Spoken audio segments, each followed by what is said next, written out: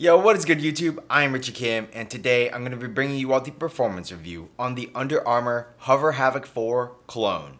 Before we get started, if you all enjoy sneaker content just like this, do me a favor and hit that subscribe button down below, and also hit that bell notification button so you never miss another video just like this. But anyways, let's get right into it.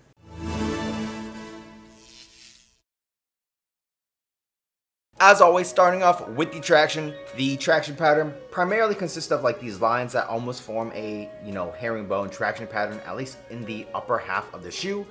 Towards the back half though, you basically get like these triangles. And yeah, the traction on here, I would say overall is pretty good. If you are playing on your clean courts, you really won't have any problems. The bite is very, very nice on your clean courts. However, if you are playing on your average dusty to really dusty courts, for example, your LA Fitness, 24-hour fitness gyms, you might run into some issues. You will have some good bites here and there, but you can actually also slip out a little bit. I wouldn't say slip out, but more like slide to a stop. And that really just depends on how much dust accumulates on this outsole, because this does pick up dust. The dust can get tacked onto the outsole itself and actually get stuck in between the grooves. So just make sure if you are playing on your dustier courts, you do the occasional wipe and you should be fine. But if you do let the dust pick up, I will say that you will be sliding to a stop, and that's just something that you don't want. So just make sure you all wipe. But like I said, on those clean courts, you will have an amazing bite. So overall, the traction I would say is good. Just make sure you all consistently wipe, otherwise you will slide to a stop. So moving on to the cushion, the Hovr Havoc 4 features a micro G and a hover cushion setup. So it's a dual density setup. And the only thing is, Under Armour doesn't really state how the cushion is implemented into the shoe. On the heel right here, on the lateral side, it does say hover, and on the medial side, it does say micro G right here. So yeah, they really don't state how the cushion is set up in the shoe.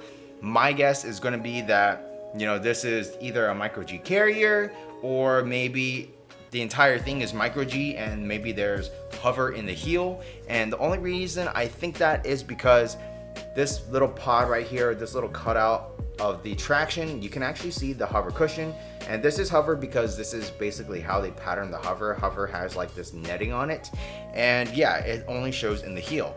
So it could be like a whole hover core, or it could just be, a hover puck basically in the heel. That I'm really not too sure.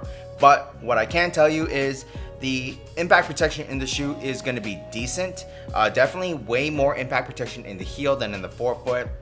You do get, a nice compression in the heel, whereas in the forefoot it is definitely more dead, more court feel and responsiveness.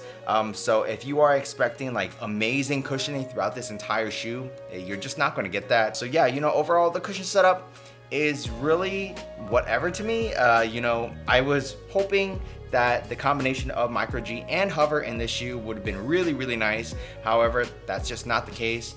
I'm pretty sure, I think it was like the Curry 7, they also did the same thing. It was a dual density setup with micro G and hover, and yeah, it just wasn't that good.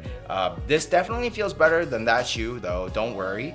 But it's definitely not up to par as to like what I was expecting, especially with the combination of that micro G and hover. If you all like a more responsive setup, I would say this is a great cushion setup for you. But if you are expecting a lot of impact protection, a lot of bounciness, or anything like that, this is just not it. So moving on to the materials, the Under Armour Hovr Havoc 4 Cologne features a clone upper, and it actually has clone written into the material over here on the medial side of the shoe. So just to make sure that you do know this is Under Armour's clone upper. But yeah, the clone upper is basically feels like a synthetic leather almost, and Under Armour states that it provides an ultra precise fit, and it can expand and contract for seamless comfort and support or something like that. Yeah, I honestly don't agree with anything Under Armour has said. The clone upper in this shoe is honestly like not that great in terms of the support, which Under Armour states that it should have great support. But I'll get into that later. Purely from a material standpoint, it's not the best. It does feel a little cheap-ish, but it gets the job done in terms of the materials, I guess, just not in terms of the performance. Another bad thing about the materials is, as you can see, there's like no ventilation on here at all. There's no holes. So it does get a little toasty in here. So if you do sweat a lot, or your feet sweat a lot, you're gonna have a very, very rough and moist time in this shoe. But yeah, you know, that's the clone upper. As you move towards the back part of the shoe, you have like the synthetic material and more synthetic material on the heel. And then the tongue is basically like a standard mesh tongue. It is pretty decently padded though, which is great. So if you do like to crank down your laces, you won't feel the laces digging into your foot. Also, another thing about this shoe is the laces are actually wide laces. So yeah, that also helps just with like the general comfort of the shoe. So yeah, you know, from a quality standpoint, I wouldn't say the materials are the best, but they are pretty damn comfortable. However, in terms of the performance, it doesn't get the job done. And I'll explain that later. So moving on to the fit, I would say that the Hovr Havoc 4 clone does run true to size. I went true to size and I felt perfectly fine. I am a slightly wide footer. Going true to size was fine for me. There is maybe a slight narrowness up in the forefoot, but because of the stretchiness of this material, it really did not bother me at all. If you do have really wide feet, you may want to go up a half size, or possibly just stay away from the shoe altogether because of the issues I will explain later. But yeah, that's basically the overall fit of the shoe. The materials lie very nicely over the foot. There's like absolutely no dead space in the toe box area. This is very, very conforming to your foot, which is nice. Just from a fit perspective, the Hovr Havoc 4 clone does fit very, very well. It fits very, very snug, almost like a burrito. Yeah, but it is very comfortable, very snug, and overall the fit is really, really nice. So moving on to the support, this is where the Hovr Havoc 4, at least for me, you know, I had some issues here. I didn't have any issues in the heel. You do have an internal heel counter, and this thing does have very nice heel lockdown. You have pretty minimal padding in here, but yeah, you know, the heel lockdown was fine. But where the support issue comes, at least for me, is the containment on the footbed. This clone material, like Under Armour states, is supposed to expand and contract, which provides a lot of support and comfort. However, for me, you know, I like to do a lot of those shifting movements, which means I'm putting a lot of lateral torque on my shoes. And yeah, you know, this material did not contain my foot on the footbed very well. There were times where on super hard lateral movements, I could definitely feel my foot sliding off that footbed. And it is just not a good feeling, and it can lead to injury, so that's just really not good. So yeah, you know, the clone material really did not do the job that Under Armour states that it's supposed to do. So yeah, that's the one real big downside of the shoe. The materials just do not contain your foot on that footbed that well, at least for me. Maybe if you aren't doing a lot of those hard linear or lateral stops, maybe the materials will do just fine for you. But for me personally, yeah, it just did not contain my foot. However, you know, outside of that, I would say everything else is pretty good in terms of the support.